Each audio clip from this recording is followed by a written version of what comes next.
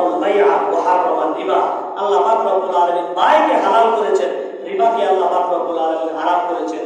এই রিবা, এই সুদ হচ্ছে এটা। আর রাসূল সাল্লাল্লাহু আলাইহি ওয়াসাল্লাম বলেছেন, লাআনা রাসূলুল্লাহ সাল্লাল্লাহু আলাইহি ওয়াসাল্লাম আকিলা রিবা ওয়া মুকিলাহু ওয়া কাতিবাহু ওয়া শাহিদাইহি। সুদের সাথে জড়িত চার শ্রেণীর লোককে আল্লাহ রাসূল লানত করেছেন। একটা হচ্ছে যে সুদ খায়, আরেকটা হচ্ছে যে সুদ নেয়, আরেকটা হচ্ছে যে সুদের কথা লেখে, আরেকটা হচ্ছে যে সুদের সাক্ষী থাকে। সবার উপর আল্লাহ রাসূলের লানত। আপনি পৃথিবীতে দেখবেন সুদ খেয়ে কোন লোক পৃথিবীতে শান্তিতে নাই। সুদ খায়া কোন লোক শান্তিতে নাই, কারণ শান্তি উঠে আনবে কে? আল্লাহ।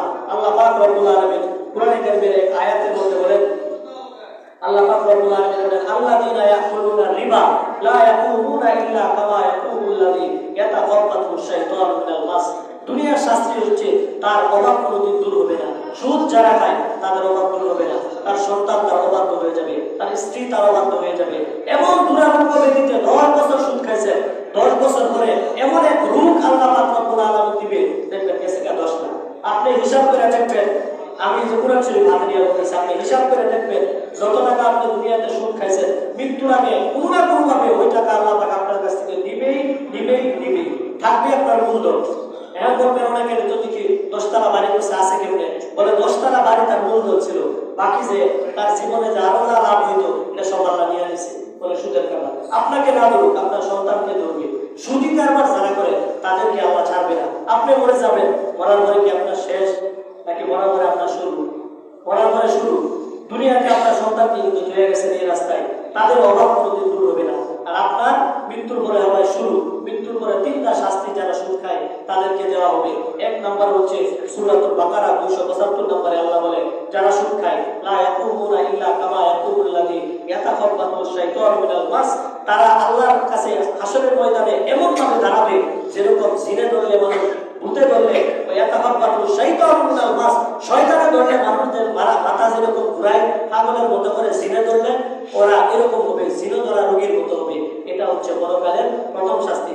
আল্লাহ বলে, যালিকা বিআন্নাহুম ক্বালু ইন্নামাল বাইউ মিসলুর রিবা। এটা এই কারণে যে তারা বলতো বাইউ মিসলুর রিবা, আরে বেচা কেনা তো সুদ তো বেচা কেনার মতোই। আমি আওড়াখালী বাজার থেকে একটা জিনিস কিনে এনে স্কুল মানে বেচলাম, 10,000 টাকা দিয়ে কিনে 15,000 টাকা বেচলাম, 5,000 টাকা লাভ হইলো। তাইলে আমি একজনকে 1 মাসের জন্য 10,000 টাকা দিয়া পরের মাসে জানুয়ারি মাসে দিলাম 10,000, ফেব্রুয়ারিতে 15,000 টাকা দিলে সমস্যাটা কি? দুইটা তো একরকমই। কি বলেন? যুক্তি দেয় না মানুষ যারা সুদ খায়, তাদের প্রথম যুক্তি ছিল যে আমি ব্যবসা করে যদি 10,000 টাকা জিনিস 15,000 টাকা বেচলে যদি ব্যবসা হয়, এটা যদি হারাম হয়, তাহলে 10,000 টাকা দিয়া 1 মাস পরে 15,000 টাকা দিলে সমস্যাটা কি? এটা হারাম হলে সমস্যাটা কি? আল্লাহ বলে, এই কারণেই তোমাদেরকে পরকালে দাঁড় করানো হইব। দেখা মনে হইব তোমাদেরকে শয়তানে ধরছে, দেখা মনে হইব তোমাদেরকে ভূতে ধরছে, দেখা মনে হইব তোমাদেরকে জিনে ধরছে। আল্লাহ বলে, আহাল্লাল্লাহুল বাইআ ওয়া হারামার রিবা। আমি বাইকে হালাল করলাম, রিবাকে হারাম করলাম। আচ্ছা বলেন, একটা লোক বিবাহ করছে, বিবাহ করার পর তার গর্ভ থেকে একটা বাচ্চা হয়েছে, এখন আমরা তাকে কি বলবো? এটা হচ্ছে সন্তান। আর যদি বিবাহ না করে একটা বাচ্চা প্রোডাকশন দিয়ে দিচ্ছে, এখন তারা কি বলবো? জারজ সন্তান। আচ্ছা বলেন তো, এই যে জারজ সন্তান, আরেকটা হচ্ছে খাঁটি সন্তান। জারজ সন্তান তাকে কি জন্য বললেন? কাজ তো একই রকম হচ্ছে, বিয়া করে যে কাজ করছে, আরেকটা জিনা করে একই কাজ করছে, একই কাজ হওয়ার ফলে বাচ্চা হয়েছে। একটারে বলতেছে জারজ সন্তান, এরে আপনি সমাজ থেকে তাড়াইয়া দেন, এরে অন্য চোখে দেখেন। আরেকটারে আপনি লালন পালন করেন, ওটারে আপনি মানুষ করেন, ওটারে বলেন মানুষের মতো মানুষ। কারণ কি? বলে একটা শুরুটাই হয়েছে হারাম, আরেকটা শুরুটাই হয়েছে হালাল। ঠিক ওই রকম সুদকে যারা বলে বেচা কিনা খারাপ, বেচা কিনা জায়েজ হইলে হারাম হইলে সুদ কেন হারাম করবে? তাদের উত্তর এটাই, আল্লাহ একটাকে শুরুতেই করছে হারাম, আরেকটাকে শুরুতেই করছে হালাল। ওই বিয়া যেরকম শুরু থেকে হারাম হওয়ার কারণে সন্তান যেটা হয় সমাজ গ্রহণ করে, ওটাকে খাঁটি সন্তান বলে। আর জিনার মাধ্যমে করলে ওটাকে বলা হয় জারজ সন্তান। ঠিক ওই রকম আল্লাহ যখন নিষেধ করছে, এরপরে আপনি সুদ থেকে যত টাকা উপার্জন করেন, এটাকে কি বলবে? সুদ বলবে। আল্লাহ আপনি যাই বলেন ব্যবসা সুদ একই রকম, বললেও কোনো লাভ নাই। আল্লাহ পাক রব্বুল আলামিন বলেন, ফামান জাআহু মাউইযাতুম মির রাব্বি ফান্তাহা ফালাহু মা সালাম। আচ্ছা সুদ খাইছেন, সুযোগ এমন আছে, ফামান জাআহু মাউইযাতুম মির রাব্বি, বলে উপদেশ যখন তোমাদের কাছে আসছে তোমাদের রবের পক্ষ থেকে, ফান্তাহা, এরপর যদি তোমরা সুদ ছেড়ে দাও, ফালাহু মা সালাম, তাইলে পূর্বে যেটা করছো এটা লেগে তুমি তওবা করো, তোমাকে আল্লাহ মাফ করে দিবে। আচ্ছা এখন এই জায়গার মধ্যে আরেকটা কথা বলতে হবে, ওয়া আমরুহু ইলাল্লাহ, আর এই বিষয়টা আল্লাহর কাছে ন্যস্ত থাকবে। ওমান আদা ফাউলাইকা আসহাবুন নার, জানছো সুদ খাওয়া হারাম, এরপর যদি তুমি সুদের পুনরাবৃত্তি করো, দেখেও বুঝেও না বুঝার মাত্র, আল্লাহ বলে ফাউলাইকা আসহাবুন নার, তারা হচ্ছে জাহান্নামের অধিবাসী, হুম ফিহা খালিদুন, কয়দিন থাকবে জাহান্নামে? একদিন না একদিন জান্নাতে যাবে নাকি? হুম ফিহা খালিদুন, চিরকাল জাহান্নামে থাকবে, চিরকাল জাহান্নামে থাকবে। যারা সুদ হারাম এটা জানার পর যারা এই যুক্তি মনে মনে দেয়, ব্যবসা করলেও টাকা আসে, সুদ খাইলেও টাকা আসে, ব্যবসার যদি লাভ নিতে পারি তাহলে সুদে লাভ নিলে সমস্যা কি? আল্লাহ বলে এদের কোনোদিন যত কালিমায় করে যত কিছুই করে তাদের ইমানই নাই, এরা কোনোদিন জান্নাতে যেতে পারবে না, জাহান্নামে থাকবে, হুম ফিহা খালিদুন। কে বলছে? আমি বলছি না, আল্লাহ বলছে।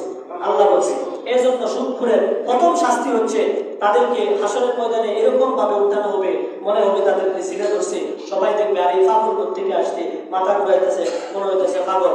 দ্বিতীয় আরেকটা শাস্তি হচ্ছে আল্লাহর হাবিব সাল্লাল্লাহু আলাইহি সাল্লাম বলে সুদখোরের পেটটাকে এত বড় করা হবে আর সেই পেটের মধ্যে হাজারো হাজার অজগর সাপ ঢুকায় দেবেন। কে? আল্লাহ পাক রব্বুল আলামিন। অজগর সাপ দেখছেন? মিরপুর চিড়িয়াখানায় যায় একটা অজগর সাপ কোলা গাছের মতো বড়, 10 ফিট 12 ফিট লম্বা, এরকম হাজার হাজার সাপ যদি একটা পেটের মধ্যে ঢুকায়, ওই লোকের পেট কিরকম বড় হবে? সমস্ত হাসরবাসী দেখেছিলেন দেখবে এই লোক আর কেউ নয়, এই লোক হচ্ছে দুনিয়ার মধ্যে যে সুদ খাইত এই লোক। আচ্ছা গেল এটা। তৃতীয় নম্বর আরেকটা শাস্তি যেটা আপনার চিরস্থায়ী, সেটা হচ্ছে সুদখোরের। আচ্ছা শুনেন, সুদের 73টা গুনাহ, সুদের কয়টা গুনাহ? 73টা, 79 ইসমান, 73টা গুনাহ। সবচেয়ে ছোট গুনাহ হচ্ছে আপন মায়ের সাথে জিনা করা, ব্যভিচার করা। সবচেয়ে ছোট গুনাহ কি? আপন মায়ের সাথে জিনা করা। নাউজুবিল্লাহ বলবেন না? আর সবার প্রথম সেই গুনাহ এটা হচ্ছে সুদের প্রথম সেই গুনাহ, এটা হচ্ছে আল্লাহ এবং আল্লাহ রাসূলের সাথে যুদ্ধ ঘোষণা করা। আল্লাহ এবং আল্লাহ রাসূলের সাথে যুদ্ধ ঘোষণা করে দুনিয়ার কেউ পারছে? নমরুদ যুদ্ধ ঘোষণা করেছিল, পারছে? ফেরাউন যুদ্ধ ঘোষণা করেছিল, পারছে? তাহলে আল্লাহ এবং আল্লাহ রাসূলের সাথে যুদ্ধ ঘোষণা করা হচ্ছে সুদ খাওয়া। তৃতীয় যে শাস্তি তাদেরকে দেওয়া হবে সেটা হচ্ছে জাহান্নামের মধ্যে, আগুনের মধ্যে তাদেরকে ছেড়ে দেওয়া হবে। এবার আগুন থেকে যখন পারে আসবে, কূপের পারে আসবে, তখন ফেরেশতারা পাথর দিয়া আবার মারবে, আবার সেই গহ্বরে গিয়া পড়বে, আগুনের গহ্বরে পুঁছ রক্ত সেখানে থাকবে, সেখানে গিয়ে পড়বে। এই শাস্তি তার হতেই থাকবে, শেষ যে শাস্তির শুরু আছে কিন্তু শেষ নাই। এজন্য সুদ থেকে আমার বলা, আমি বললাম জানি সমাজের 80% মানুষ সুদ খায়, সুদ ছাড়তে পারবে না। আমার বলা, আমি বললাম, আমরা বলি ওমা আলাইনা ইল্লাল বালাগ, মানে কি? আমার দায়িত্ব হচ্ছে পৌঁছে দেওয়া, মানা না মানা আপনার দায়িত্ব।